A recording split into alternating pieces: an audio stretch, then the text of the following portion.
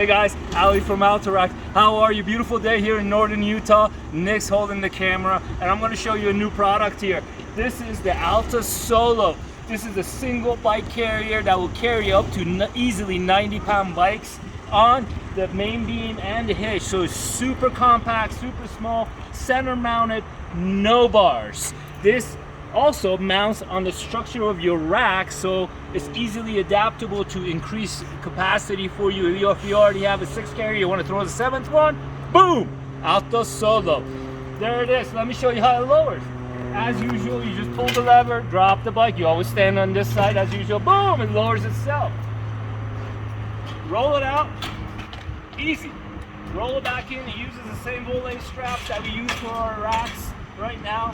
The low bar is aluminum, super light, so we tried to keep the whole thing light. We're gonna build some more aluminum stuff around here to lower the weight overall. But this is the single carrier that is gonna change things, because this plating system is super stiff. The pinning can come out, so it's easier to load, so you can literally pop a wheelie, get the wheel in there, push the bike back up that easily. Boom, there it is. This is One Take Jake coming to you from Salt Lake City, Utah. Peace.